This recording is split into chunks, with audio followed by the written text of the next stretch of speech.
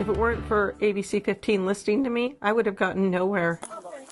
Tonight, an ABC 15 investigation is resonating all the way to our nation's capital. It's an update in a shocking case of mistaken identity. Federal agents wrongfully arrested 66-year-old Penny McCarthy in March outside her Phoenix home. Our ABC 15 investigators have spent 8 months exposing how U.S. Marshals got it wrong. And now what happened has the attention of a U.S. House committee.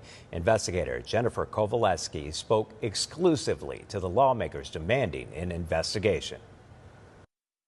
This is as wrong as it gets. Powerful words from two sitting members of Congress. We want to get to the bottom of it and figure out how they screwed up so bad. Representative Jim Jordan from Ohio, chair of the influential House Judiciary Committee. It just didn't go down the way it should go down. And Arizona Congressman Andy Biggs. Both are now calling for answers and accountability in direct response to our reporting about the false arrest of 66-year-old Penny McCarthy by U.S. Marshals. What would you want to say to Penny McCarthy? Well, her government should tell her we're sorry. And that's why these lawmakers signed this letter asking for a formal Department of Justice investigation. What happened to Penny McCarthy was something that really shouldn't happen to anybody. Hands up! Hands up! They're responding to this disturbing body camera video ABC 15 fought for 6 months to obtain from the federal government. You have an arrest warrant. Turn away from the sound of my voice. Yes, for you. Who am I? Turn away. Turn around. We'll discuss it. Turn away. You're going to get hit. What did you see in the body camera footage that stood out to you that raised concerns? Well, just the facts. You got a 66-year-old lady, Miss McCarthy, in her driveway, and the U.S. Marshal Service comes up, guns drawn. The footage shows 6 U.S. Marshals armed with rifles wrongfully arresting Penny outside her Phoenix home in March. You turn around again, you're going to get taped. Understand? Court records show federal agents thought Penny was this wanted fugitive from Oklahoma who had violated her parole on a 2-decade-old warrant for nonviolent crimes. But they were wrong. Do you want to confirm who I am? Put your hands behind your back. Put your hands behind your back. We'll discuss this later. Never discussed it later. Stop moving and stop looking back. Stop looking back! She asked, I think you got the wrong person. They threatened to tase her, and they detained her for 24 hours, and of course, they got the wrong individual. Penny, your reaction to this letter? I'm loving it. I love how it was written. I love the truth behind it. I'm thrilled.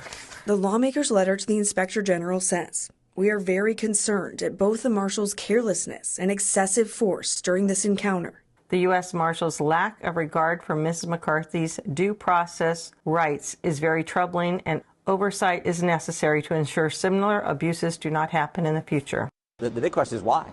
Even if you had the right person, it's a 66-year-old lady. Do you need to treat her that way? Was it just a horrible mistake that took place, or is there some other systemic issues that we have to address? But what happened that day still impacts Penny.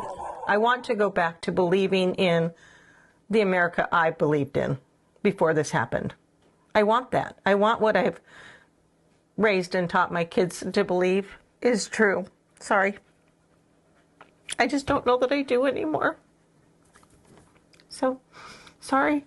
It's been an emotional journey for Penny. It is a wild case of mistaken identity. During the past 8 months, the ABC 15 investigators have aired a half-dozen reports exposing critical mistakes by the federal government in this case. A day after our first investigation aired in April, prosecutors dropped the case against Penny. Case number 24-5070MJ. Then we obtained the court audio recording the day after Penny was detained. I'd like to know why this person was arrested as Ms. Rozak. Which showed even the judge questioned Penny's arrest. But it is strictly based upon information that they had, Facebook postings, that led and some aliases. But a full fingerprint analysis would confirm what Penny knew all along. Her fingerprints weren't a match. There was no innocent until proven guilty in this.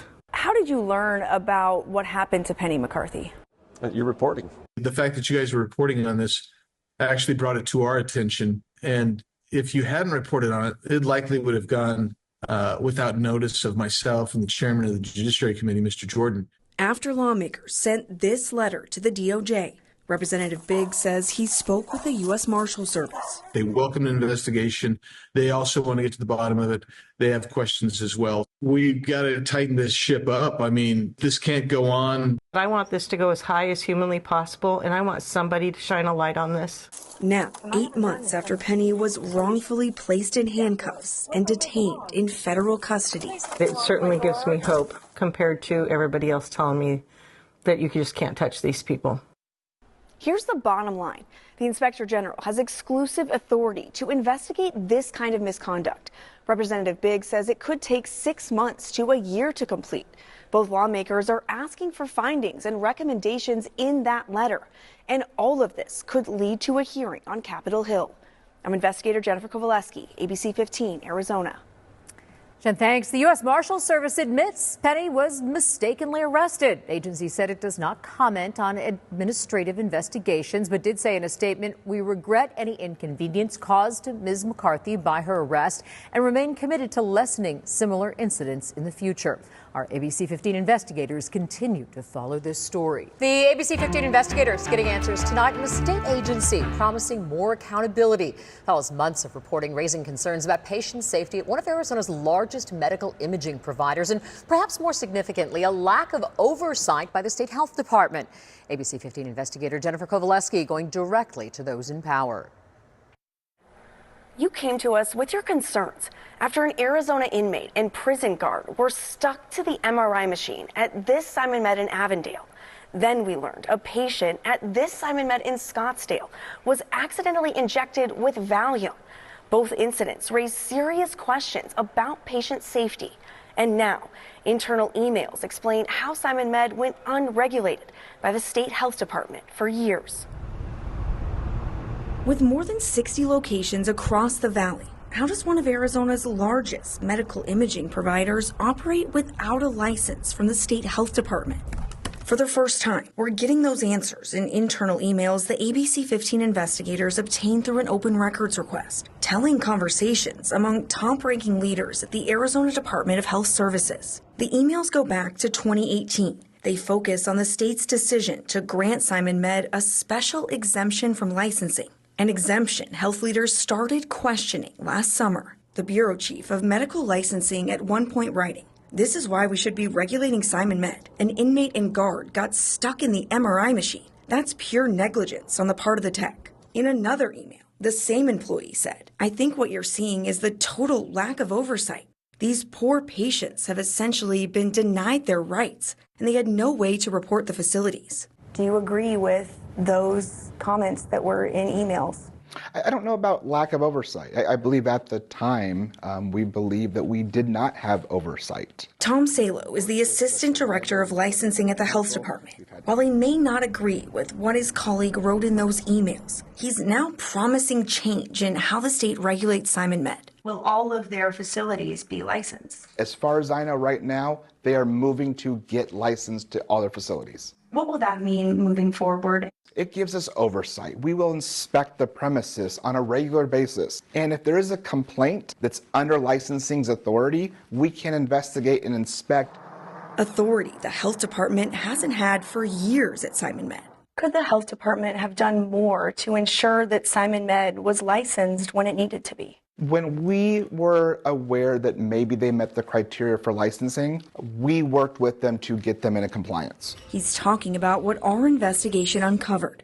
During the past 4 months, the ABC 15 investigators have aired nearly a half dozen reports exposing critical mistakes at Simon Med. We also brought to light questions about how the company's 60-plus locations were still considered physician-owned and operated, and therefore exempt from state licensing, especially after this private equity firm announced a major investment in the company a few years ago. Who is overseeing public health and safety? Testimonials from MRI safety experts, patients, attorneys. How would you describe this case? As an incident that should have never happened. And phone calls a patient recorded with Simon Med's own employees.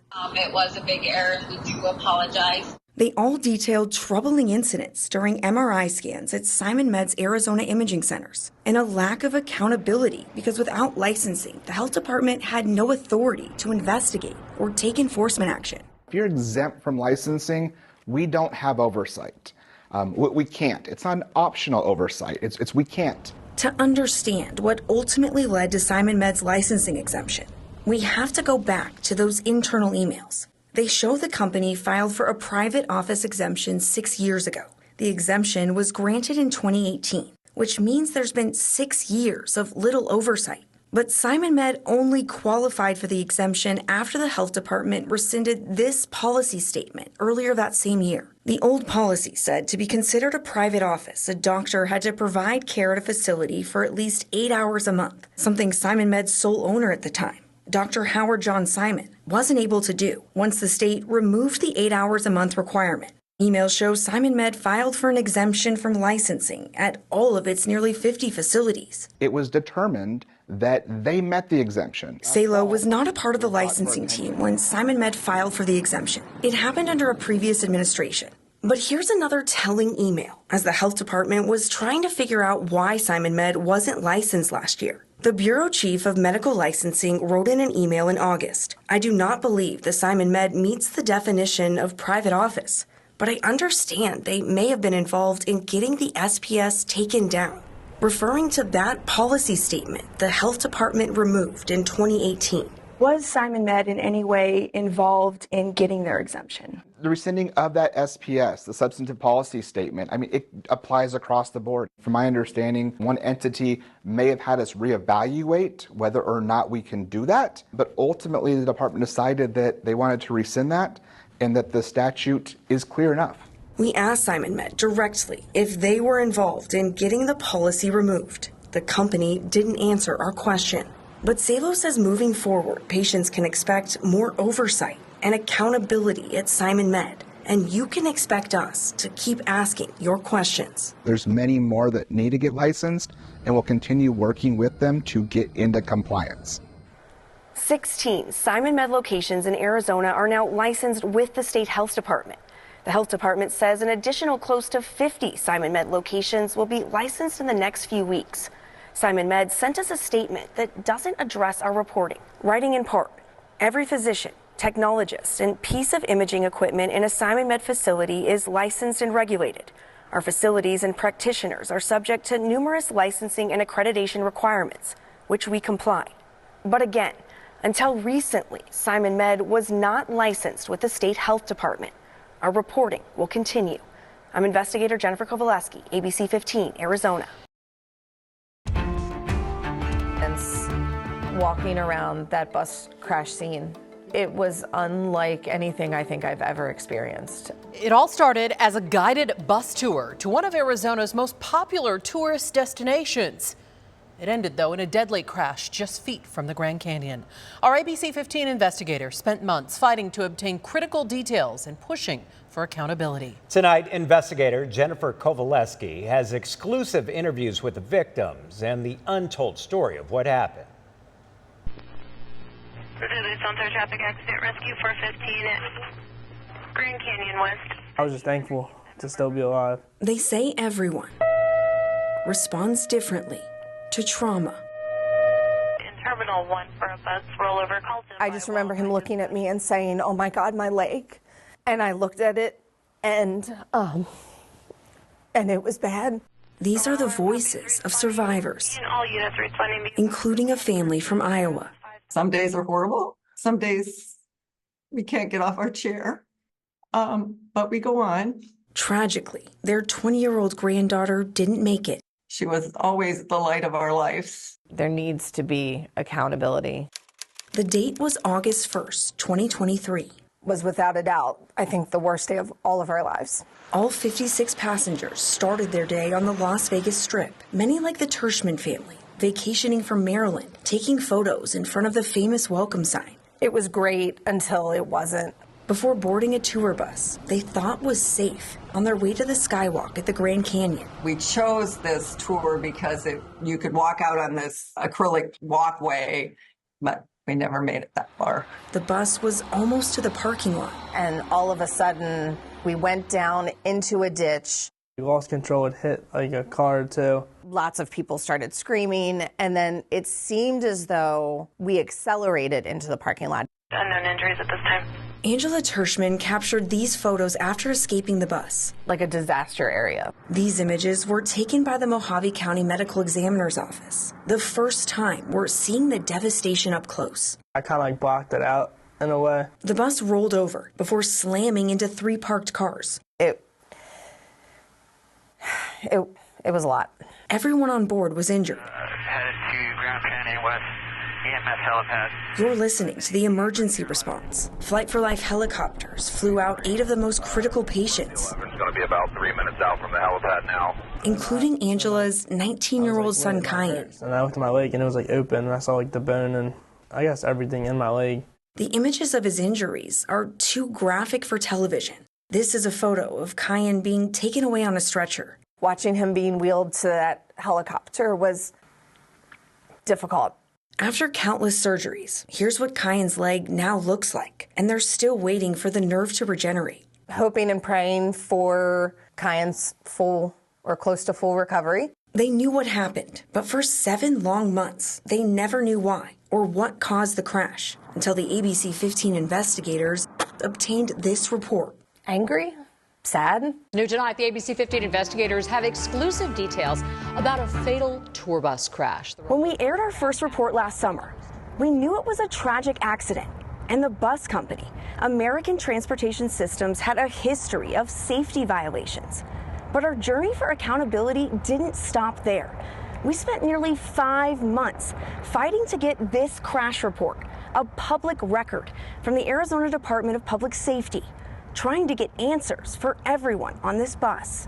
It could have been prevented, but it wasn't. Here are the critical findings. The final crash report from the Arizona Department of Public Safety put it this way. The driver admitted to nodding off at the time of the collision, should not have been driving due to being over hours, and the bus should have been out of service because there was a tire not within regulation. Also telling from the report, it says the driver knew about the tire and failed to report it. A woman died, and there was Kyan's injury, and so many other people were injured that it just, it makes me angry.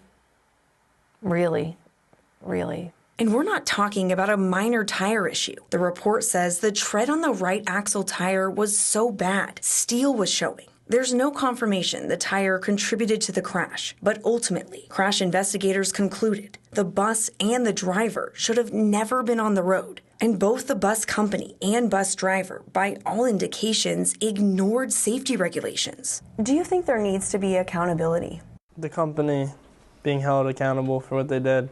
For the last several months, we've been investigating the tour bus company involved in the crash. American Transportation Systems is based out of Southern California. We found the company has a history of multiple serious violations exceeding federal safety thresholds. The faulty equipment is the matter between life and death. According to Federal Motor Carrier Safety Administration records, American Transportation operates more than 100 buses. The company's drivers were involved in 2 other injury crashes in California and have 18 violations for driving over hours or not keeping proper logs. Federal records also show the company's fleet had 141 maintenance violations in the last 2 years, many of those for tires with bad tread. Why are you doing this interview? If we can in any way help someone, if there's laws that don't allow mechanical issues on buses to be ignored.